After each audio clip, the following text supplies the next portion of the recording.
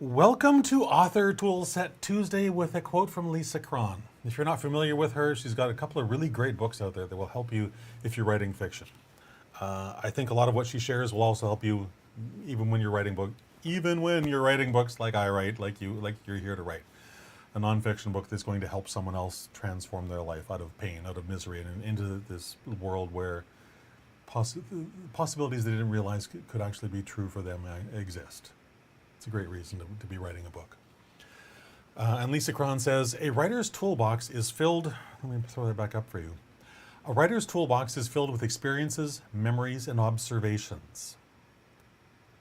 It's those experiences, memories, those observations. Those are the things that help your reader connect deeply with you. Without them, your book, it may have all sorts of great information in it, but it won't connect with their heart. It needs these pieces to do that. So hello, my name is Christopher Diarmani. It is my pleasure, it is my passion to empower aspiring Christian nonfiction writers so they can tell their trauma to triumph journey, their story, using a complete, detailed roadmap for writing success so they can make the impact they know they were born to make. If you're here, it's because I think God put this book on your heart to write. You know you need to do it. You just need to figure out the how. Because you probably believe, like I believe, that God doesn't call the equipped. God equips the called. And perhaps I'm one of those solutions for you, one of those answers for you, to heed that call that God's given you. Maybe some of what I'll share with you today will be one of those missing pieces of the puzzle for you that will go, that's it. Awesome. Now I can go write this thing. Now I just needed that one piece. Love it. So your experiences, your memories, your observations, these are the vital resources for crafting a compelling narrative that resonates deeply with your reader's heart. That's what you want. You want to resonate deeply with their heart. You want them to go, wow, this author understands what I'm going through right now.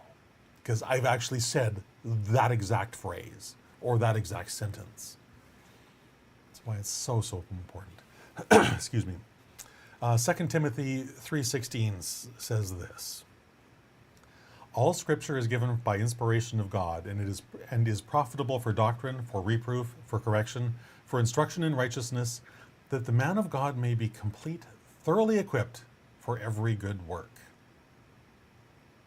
This is the process that you're on, is you're in the process of becoming thoroughly equipped for every good work. I love that quote.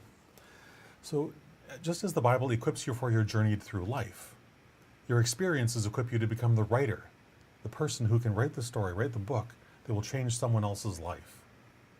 You couldn't write this book unless you've had these experiences. And I know for myself, there's been some fairly challenging things, to be very polite about it, that I've gone through. But on the flip side of that, and this is a realization that kind of blew my mind about a year and a half or 2 years ago, is that all of the skills and abilities that I use today to help other writers write their book, that helped me be really amazing at my job working in the movie industry, were the skills that I learned to survive my childhood. I had always hated my parents because of all this crap I had to go through at their hands. And yet, once I had this realization, I couldn't hate them anymore, because all of that was literally the preparation that makes me amazing at what I do today. And it's a very big shift. It can be a little bit difficult in certain moments, but it's all part of how God equipped me to be here right now doing this for you. So God has put you through sort of a variety of trials as well, I'm sure, which is why you have this book on your heart to write, because He's using you as the conduit to save this specific group of people who are suffering with the same thing that you've been through and found the way out of. So one of the best tools I know of for your writing journey is a notebook. A notebook and a pen. Carry this with you everywhere. Everywhere. This will be, I hope, your most prized possession. Use it to record everything that you observe, from the thoughts that you have when you wake up in the morning, the thoughts that pop into your mind just as you're drifting off to sleep. It's like, no, I better get up and write that down, because I know from my past experience, if I don't write this down right now, it'll be gone. I might want to live in the delusion that this thought is so amazing I can't possibly forget. But I can't speak for you, but I know for me, I've had those thoughts, and I've had that thought. And I woke up in the morning going, what was that? Why? I can't remember it. There's a notebook beside my bed every single day for that very reason. I almost never use it, but it's that safety net for that one night where I need it. Carry it with you everywhere. Everywhere. Record everything that you observe, snippets of dialogue. Say someone has a phrase that they use that, that's interesting the way they phrase that. Those quirky or intriguing behaviors that will make a great character piece in whatever that is you're writing. Things that will simply help you in your journey as you tell your story. Ideas pop into your mind at the oddest of times, and you want to be able to capture them when they occur. It's really important to be able to capture them when they occur because they're fleeting. How was it that said it? I think it was Robert Frost said something to the effect of memory fades, or maybe it's something to the effect of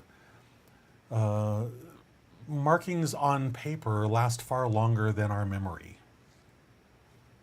I've butchered the quote, obviously, but I shouldn't say obviously, but if you do a search for that, I'm sure you'll come up with it, and then you can share it in the comments and how it's supposed to sound, rather than the way I said it. The point is that our memory is a fleeting thing. Some things stick, some things don't. But if we write them down, if we pick up that notebook, write it down, we can always find it. We can always go back to it. And if we don't, it'll be like that fleeting thought that you're having is just drifting off to sleep going, wow, so nice. That's such a great thought. I'll never forget that. And then you do. Keep this notebook with you everywhere. It will become your very best friend. So you can capture all those ideas. And I would also encourage you to pick up that notebook and bring it with you when you come to Christian Writer Unstuck on October 19th. If you go to christianwriterunstuck.com, you can grab your ticket there, and then we will show up for 3 days of live, immersive, sometimes very intense, walking through the path of creating your complete, detailed roadmap for writing success. You will definitely want a notebook for that event. You'll want one anyways. So find one. It doesn't matter what the size. I happen to like this, but you might need a smaller one. You might want a smaller one. You might want, I don't know, different style one. Find the notebook that works for you. Carry it everywhere you go. Bring it to this event and use it to write down all those little thoughts that you have along the journey through those 3 days, where you will learn everything you need to know about how to write your book. At the end of those 3 days, you will have a completed roadmap. You will have all the pieces of that puzzle, so you can simply start writing your book Monday morning. How beautiful would that be? And when you go there, I want you to ask yourself, actually, I want you to pray to God and ask Him a couple of questions. Number one, is this the right thing for me? And my hope is you will get a clear yes or a clear no. If it's a clear no, great. You need to go find the person who is right for you. I'm obviously not it. But if it's a clear yes, then I will suggest that perhaps I might be the right person for you, and you need to ask one more question. Is this the right thing for me right now? Because maybe it's the right thing, but maybe now's not the timing. Or maybe now is the timing. You need to get clear on both of those questions. And if it's a clear yes on both of them, then grab your ticket, show up on October 19th, and prepare to have your mind blown and the doors of possibility kicked wide open for you. Because that's what I love to do. That's what I love about this event, is it blows those doors wide open. And you will have some really nice breakthroughs that you probably don't see coming. But whether that event is right for you or not, I would love to see you here again tomorrow at 3 o'clock, where I will share another tidbit of how to help make your writing life just a little bit easier. All right? So see you on October 19th at Christian Writer Unstuck, or I'll see you here tomorrow at 3 o'clock. Hopefully both. Bye for now.